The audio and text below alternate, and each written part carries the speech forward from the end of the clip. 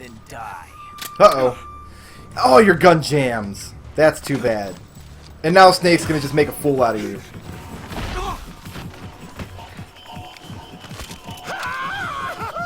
So some anonymous no-good-nick got the drop on Snake in the previous scene. Shoot the other one. But now, he's got the Ocelot commander on the ground. So this is another big step up in the Metal Gear series. Is all the Metal Gear games have over-the-top scenes like this, but Metal Gear Solid 3 has some of the best, I don't know what you call it, choreography? Cutscene choreography? I'm not sure if that's what you'd use, but in this era of games, including MGS2, most cutscenes were just like people, they weren't very animated, just people talking to each other. And then MGS2, most of the cutscenes took place inside that little codec window. Just two little green faces yammering at each other in the dialogue window. But this game, all the scenes look fresh right out of a Cold War action movie. And I don't think I had seen anything quite like it on the PlayStation 2. Because there's a lot of techniques that get used in those older era action games and cutscenes like this. A lot of cutaways, especially in JRPGs, they're terrible about it. The cutscenes are just to people standing stock still, and usually the camera just cuts from one to the other, from this really close-up on their face to somebody else's really close-up on their face. So it's really jarring for me to have played, say, like Final Fantasy X, and then come to a game like this to see these kinds of scenes, and it was awesome. You tend to twist your elbow to absorb the recoil. That's more of a revolver technique. You filthy American dog! Oh, Ocelot. You might have the better haircut, but Snake has the most beard. But that was some fancy shooting. Yep. You're pretty good. So if you're not familiar with the Ocelot character, and you're not familiar with the other MGS games, Snake just basically gave all of Ocelot's trademark characteristics to him, where he pointed out, hey, you should use a revolver. Hey, you're pretty good. Those are both things that Ocelot's known for in the other MGS games. And now he's unconscious on the ground with the rest of his GRU soldiers. So when you've got an unconscious soldier, there's some fun you can have with him. You can, if you're holding a weapon, you can pick him up, drag him around a bit, and if you drop them... Oh, that was an Ocelot. Ocelot's over here. Hey, what's up, Ocelot? You can drag him and drop him. And for some reason, Ocelot was carrying a mousetrap. Another thing you can do, and you probably should do if you've got an unconscious soldier, hit him with a trank and put him to sleep. If you see Z's, those guys will stay out for a long, long time. If you see stars, they're not going to be out for quite as long. And the other feature this game has, if we take our sniper rifle here, get right up in Ocelot's nostrils and hit him, well, game over. Created a time paradox. Snake, you can't go changing the future like that. So the guy who just yelled at us is actually Colonel Campbell from MGS 1 and 2, which takes place years and years, 40 years in the future from this game. The idea being, if you kill Ocelot in 1964, there's no way he can do the things that we know he ends up doing in, like, 2009. So...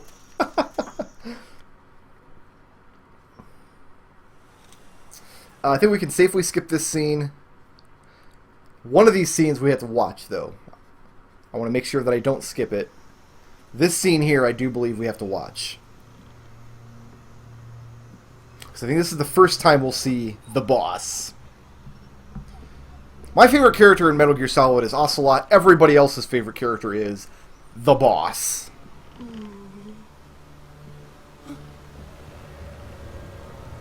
All the shock that Sokolov has had today, you would have expected his monocle to pop out by now, wouldn't you? I mean, you would think.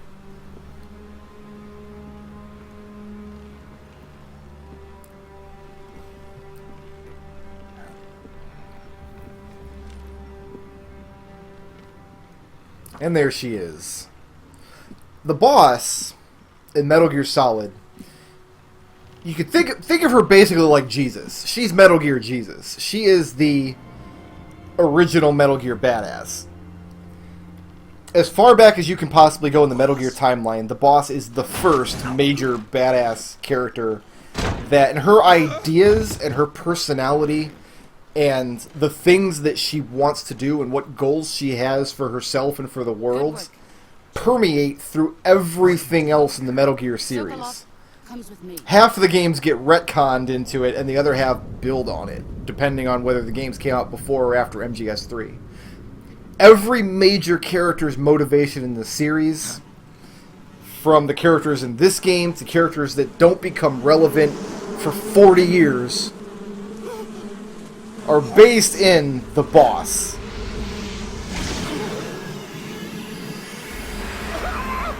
Ah, they stole my scientists.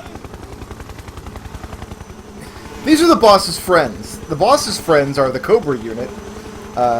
We have Hornet Man there, and then you saw Tongue Man, who grabbed our scientist and yanked him up to the helicopter there.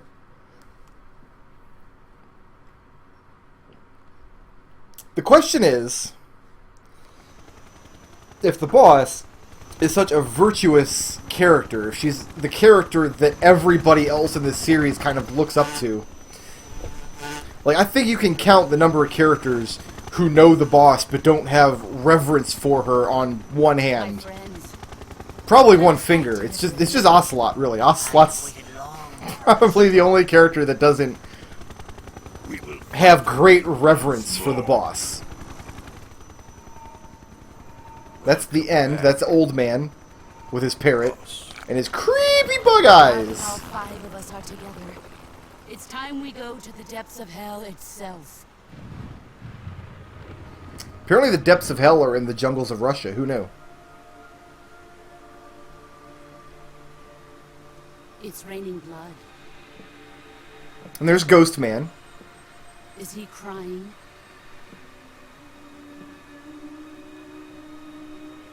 The boss has very interesting friends. And we'll be meeting all of them later in the game.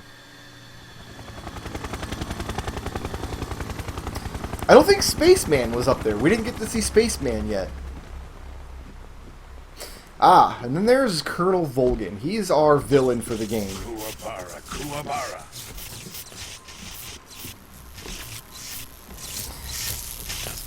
Most characters in the Metal Gear Solid series, be they villain or hero, whatever side of the conflict they're on, most of them are humanized in some way. They have some element to their character that humanizes them. Welcome to my country. In a way that, if you understand their motivations, you can understand why they're doing what they're doing, even if what they're doing is totally evil. That's especially true for Ocelot throughout the series. I'm defecting to the Soviet Union. Sokolov is a little gift for my new host. But that's not true about Volgin. I don't think Volgin has any like redeeming qualities whatsoever. He is just a nasty piece of work through and through. And apparently the boss is on his side now. That's the worst thing that could have possibly happened. Another one of your disciples? Are we taking him with us? No, this one is still just a child. Too pure for us Cobras. He has not yet found an emotion to carry into battle. Well, all the good emotions are taking. There's none left. You got them all. Think you can pull the trigger? Like, amongst the Cobras, they got joy, sorrow, fury, pain, fear, and oblivion, whatever that means. I don't think oblivion's really an emotion, but that's neither here nor there. Like, what does that leave? Ambivalence? I'll be the ambivalence. How about that?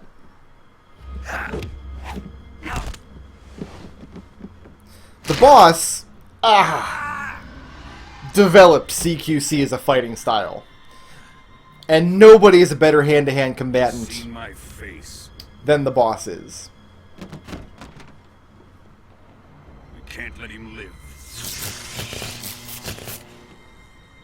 I mean, I didn't want to see your face. Your face is pretty gross. Did that computer just beep? Did you just beep at me? If finds out about this, we're finished. You would think I would mute the speakers over there so when the computer beeps it doesn't get picked up by the microphone. But I'm not doing this professionally. I don't know what I'm doing. He's my apprentice. I'll take care of him. There is a lot of controversy throughout the Metal Gear series and its treatment of female characters. A lot of people think that the creator, the series creator and writer and director, Hideo Kojima, a lot of people like to paint him as a misogynist because of all the silly, kind of derogatory things put into games. His treatment of women is questionable in many scenes. But the character of the boss is the best counter-argument to that. I feel like for every scene in Metal Gear Solid 4 where you get to make the people, make the women bosses like shake their butts in stupid ways. Every scene in Metal Gear Solid 5 with Quiet, the naked sniper, making pouty faces and shaking her butt at you. A lot of butt shaking, come to think of it. And every poster you find in Metal Gear Solid 1 and 2 with an Asian pinup girl on it. Yeah, the argument could be made, but on the other hand, the boss. So, Are we done here? the boss throws Snake off a bridge and he grabs her bandana. Sokolov's research facility. And she's our enemy now. And that's pretty much the most horrifying thing you can imagine in the Metal Gear Solid universe, is being the boss's enemy.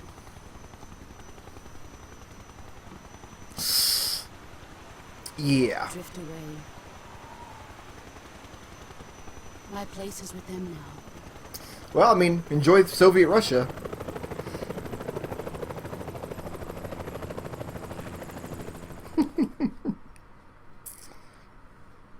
Now, another piece of controversy about this series, a main cited reason that a lot of people don't like this series are the large amount of cutscenes. There is a lot of story in these games, and you spend a lot of time just watching the screen. But then there's cool stuff you can look at, like that. Way back, if you look up right up on my health bar up there, you'll see a pile of bones. And that pile of bones will become relevant later. It's just an Easter egg you can find. Attention to detail is the point. Little details like that in the game. And that's one of the reasons the cutscenes in this game don't bother me, because most of the cutscenes are there for a reason. They're there because this world needs to be... Is that a fracture? That's a fracture. This world is so detailed and so... if you're into it, if you're like I'm a Metal Gear apologist. If you're a Metal Gear apologist like me, the detail in this series is so rewarding as you play and replay the games. The games reward you for paying attention to what's going on the screen and actively looking for connections between characters, between places, between events. And the more I play all the games, the more of these little connections I find. So I've already mentioned I like the cutscenes just because the production values on them are really good. They're just fun to watch. But it is true, if you're playing the game for the first time and you play on, like if you play on easy or normal, you'll probably spend as much time watching cutscenes as you would just playing the game. That's a problem for a lot of people. It's a problem for me in most games that I play. I'm a very much gameplay is king kind of guy nowadays. I don't really get into the stories of games. Metal Gear Solid is the exception to that rule because, first of all, the gameplay is so exceptional across the series. The gameplay is always incredibly fun and detailed. And then the stories are actually good. The writing's not always excellent. The writing is usually mediocre, is where the writing in this series kind of hovers. But some scenes you see flashes of brilliance, and especially in the little details, the little connections between all the games. You can skip the cutscenes and just play the game, and that's fine. And usually when I replay the games, I do. I skip all the cutscenes. But I mean, I've skipped about half of the cutscenes so far, and you see how much of it we're just watching. And at the series' worst, I think Metal Gear Solid 4 has a sequence of cutscenes that goes on with no gameplay interspersed, that goes on for like 37 minutes. I think I timed it once, and it clocks in at 37 minutes. And a lot of that 37 minutes is Ocelot dancing around like a goofball, and God bless Ocelot. May be able to use her. But still, that's a little much for some people. And that's why I haven't ever Let's Played a Metal Gear Solid game before, because it's always...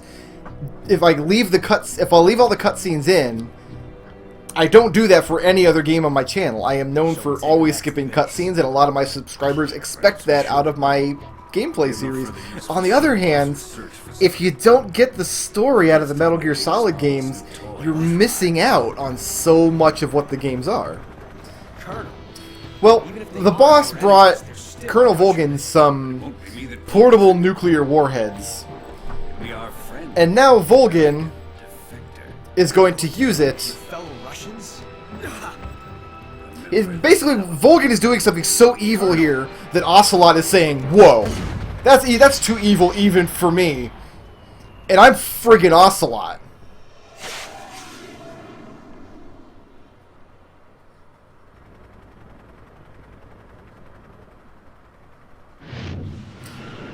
And I gotta say, that is some amazingly good aim there, Colonel Volgin. So yeah, Volgin just nuked some of his own Russians. So that's going to be it for this episode of Metal Gear Solid 3. We're just getting started. That's just the prologue. Guys, I hope to see you tomorrow. Shoutouts to Treble, who sponsored this video, and to everybody who makes my channel possible by supporting me on Patreon.